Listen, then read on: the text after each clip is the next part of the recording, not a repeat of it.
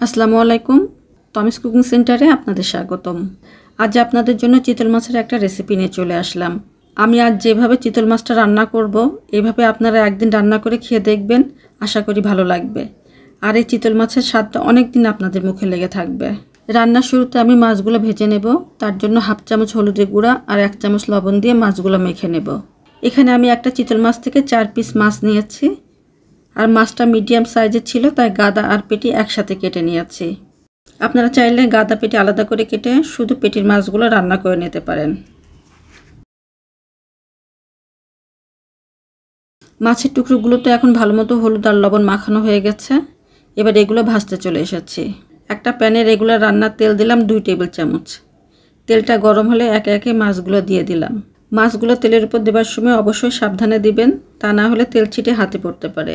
এখন মিডিয়াম হিটে মাছের টুকরোগুলো ভেজে নেব।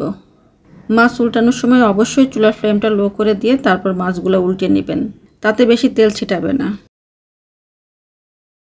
মাছগুলো আমি হালকা করে ভেজে নেব। এখানে মাছগুলো কিন্তু খুব কড়া করে ভাজা যাবে না। এখন মাছগুলো সুন্দরভাবে এপিট ওপিট করে ভাজা হয়ে গেছে। একে একে সব মাছের টুকরোগুলো তুলে নিলাম।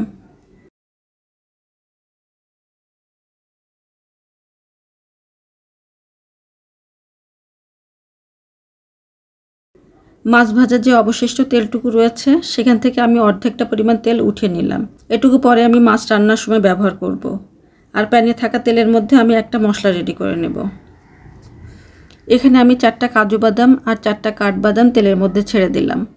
বাদামগুলো 30 সেকেন্ড মতো ভেজে নেব। তারপরে 1 চামচ আস্ত জিরা ওই বাদামগুলোর সাথে ভেজে নেব।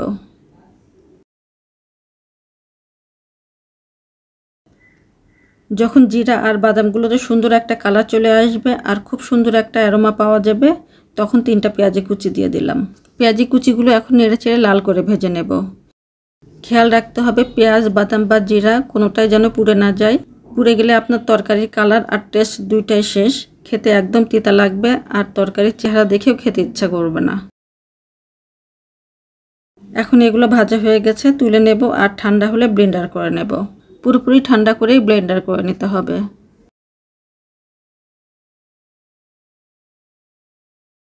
সেই একই প্যানে মাছ ভাজা যে তেলটুকু রেখেছিলাম সেটুকু দিয়ে দিলাম।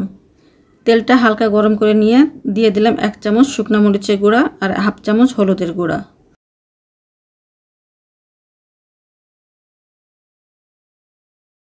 মরিচ আর হলুদের গুঁড়া তেলের সাথে ভালো মতো মিশিয়ে নিয়ে দিয়ে দিলাম 1 চামচ আদা বাটা আর 1 চামচ রসুন বাটা। বাটা মশলাগুলো তেলের মধ্যে কষিয়ে নেব মিনিট খানিক।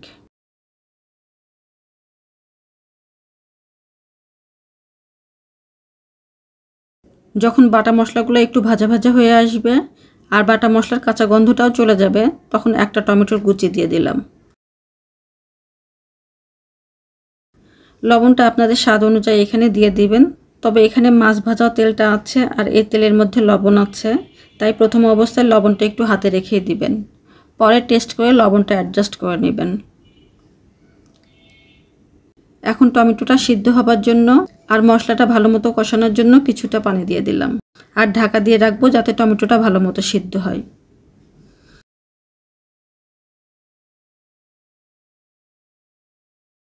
এখন ঢাকনাটা তুলে নিলাম আর মশলাগুলো নেড়ে চেড়ে দেব। টমেটোগুলো এখন সিদ্ধ আর নরম হয়ে গেছে। খুন্তি দিয়ে টমেটোগুলো একটু ভেঙে ভেঙে গ্রেভির সাথে মিশিয়ে দিতে হবে যাতে একটা স্মুথ গ্রেভি রেডি হয়। এবার ভাজা মাছগুলো একে একে দিয়ে দিলাম আর মশলার সাথে এপিট ওপিট করে মাখিয়ে 1 মিনিট মতো রান্না করে নেব।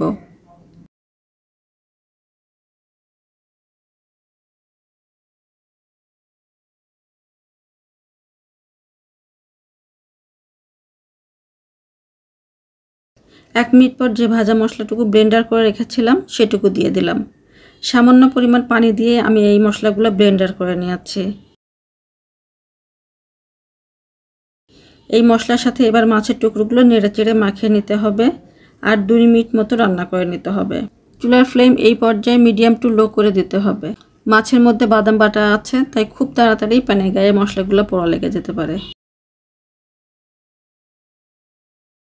2 মিনিট পর এখন ব্লেন্ডারের জগে যে মশলাগুলো লেগেছিল সেটা ধুয়ে 1 কাপ পরিমাণ পানি দিয়ে দিলাম। এই পর্যায়ে খুব বেশি পানি দেবার দরকার নাই, মশলা আর মাছ অলরেডি কুক হয়ে গেছে। এখন মশলাগুলো যাতে ভালো মতো মাছের মধ্যে ঢুকতে পারে সেজন্য অল্প পরিমাণ পানি দিয়ে রান্না করে নিলেই হবে। এখন ঢাকা দিয়ে মিডিয়াম টু হাই হিটে রান্না করে নেব। মাঝে মাঝে ঢাকা খুলে প্যানটা ধরে একটু ঝাঁকিয়ে দিতে হবে যাতে মশলা বা মাছগুলো নিচ থেকে প্যানের গায়ে আটকে না যায়। এখন মাছের ঝোল অনেকটাই শুকিয়ে এসেছে। উপর থেকে কয়েকটা আস্ত কাঁচামরিচের আগা ভেঙে দিয়ে দিলাম। রান্নার শেষে কয়েকটা আস্ত কাঁচামরিচ দিলে অনেক সুন্দর একটা ফ্লেভার পাওয়া যায়। এবার ঢাকা দিয়ে 5 মিনিট মতো একদম লো হিটে দমে রেখে দেব।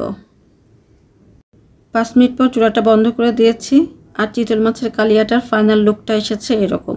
এই চিতল মাছের কালিয়াটা সাদা ভাত, পোলাও বা খিচুড়ি সব কিছুর সাথেই আপনারা পরিবেশন করতে পারবেন। তো ভিউয়ার্স, আমার আজকের রেসিপিটি কেমন লাগলো অবশ্যই কমেন্ট করে জানাবেন। ভালো থাকবেন সবাই। আল্লাহ হাফেজ।